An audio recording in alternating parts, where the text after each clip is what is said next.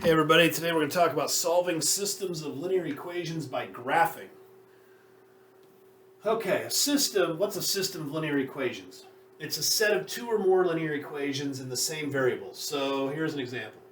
Y equals x plus 1, y equals 2x minus 7. That's two different lines. You graph them on the same graph. That makes them a system of linear equations. And there's a couple of different ways. First of all, the solution to the system is an ordered pair of numbers that works in both equations. So, what does that mean? Basically, you got one line here, and you got another line here, and they cross each other, and this point where they cross, that's an ordered pair. That's the solution to the system. Okay? So, in this case, the ordered pair 8, 9 is the solution to the equation. Now, how do I know this? Well, if I substitute 8 in for x, I would get y equals 8 plus 1, which is 9. So the point 8, 9 is on the graph. If I substitute 8 into here, y would be 2 times 8 minus 7, which would be 16 minus 7, which is again 9, and the point 8, 9 is on the graph.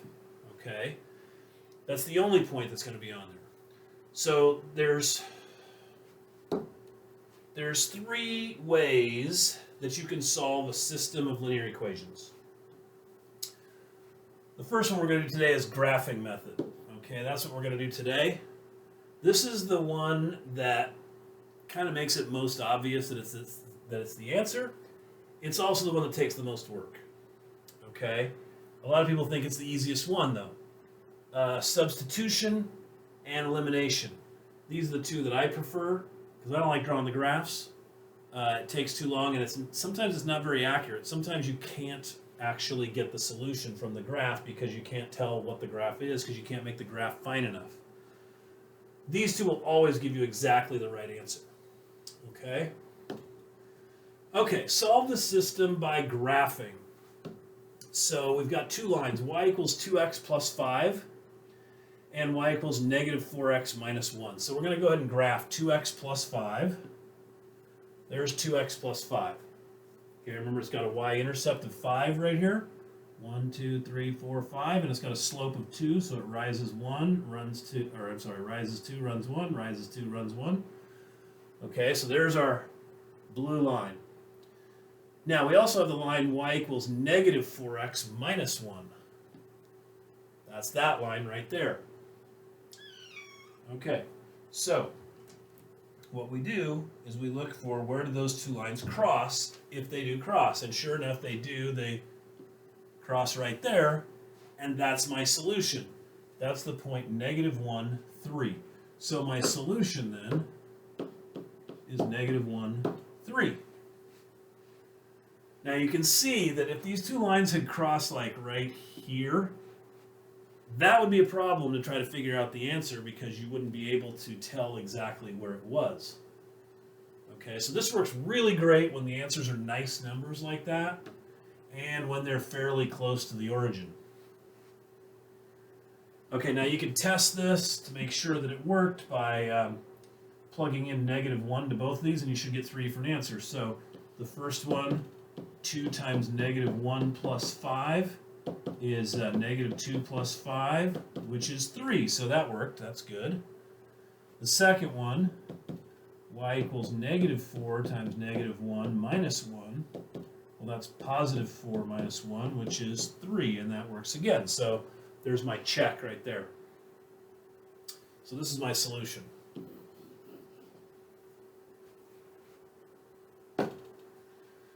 Okay, now you do these two. So go ahead and pause the video, graph these sets of these systems, and find the answer, and then jump back on here when you're done and check and see that you got them right.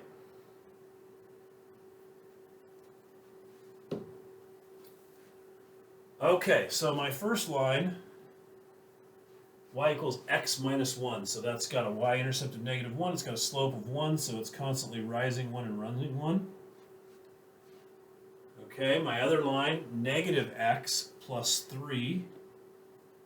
That's right there.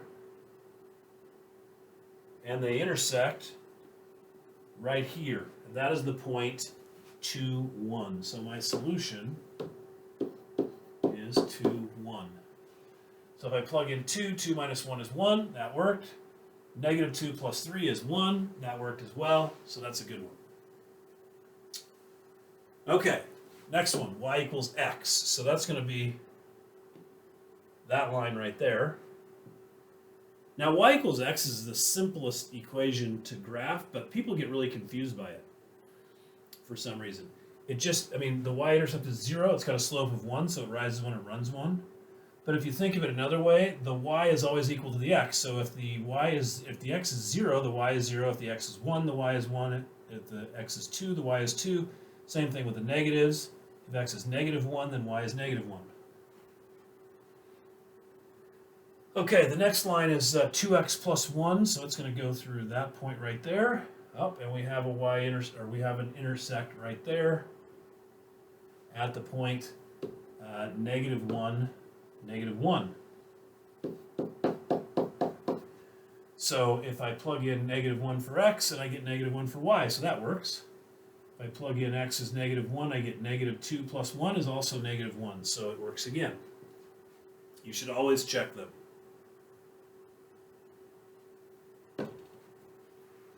Okay, a kicker on a football team scores 1 point for making an extra point attempt and 3 points for making a field goal. The kicker makes a total of 8 extra points and field goals in the game and scores 12 points. Write and solve a system of linear equations to find the number x of extra points and the number y of field goals. Okay, so in order to have a system, I need to have 2 equations. So here's what I know. I know the number of extra points plus the number of field goals is going to total to 8. So I get an equation x plus y is 8. I get that from here. The kicker makes a total of 8 extra points and field goals. So if I call my extra points x and my field goals y, then x plus y is 8. Now I need another system, or another equation. My other equation is that he scored 12 points, and I know he gets 1 point for an extra point, so that's going to be x. And he gets 3 points for every y, or for every field goal, so that's going to be y, x plus 3y, and he scored a total of 12 points. So my 2 equations are, these two add up to 8 because he made a total of 8, he scored 8 times, and the number of points, 1 for every extra point and 3 for every field goal, he gets a total of 12 points. So there's my 2 equations. Okay. So x plus y equals 8. Let's graph that. We can do that using the table method. So if I plug in 0 for x, y is 8. And I plug in 0 for y, then x is 8. So it's going to go through, whoops, I graphed this one already.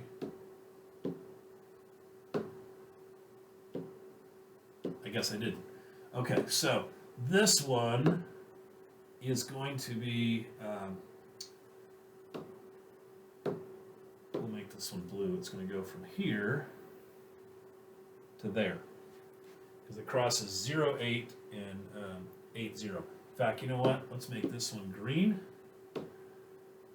We'll stay consistent with what we did before. Okay, there we go. All that goes together. Now this one we can do the same way. Let's make this one blue. So we can do the table. Okay, so if I make y 0, x is going to be 12, which of course goes off my graph. Okay, if I put 0 in for x, then y is 4. Since I don't want to graph 12, 0, let's just pick another point. Let's pick 3 for x. Okay, so that would be 3 plus 3y is 12. So 3y is 9. So y is 3. Okay, so that'd be the point 3, 3 would be on the graph. Okay, so then we'll go graph 3, 3, and 0, 4. .04 through 33 is going to look like this. Okay. So there's the .33 right here, and the .04, and they cross right here. Okay, that's the .62. So what that says is he made 6 extra points, and he made 2 field goals. Okay, so let's check and make sure that works. So 6 plus 2 is 8, that works. 6 plus 3 times 2, well 3 times 2 is 6, and 6 plus 6 is 12, so that works. So there you go. So from just that information, we were able to figure out how many extra points and field goals he made.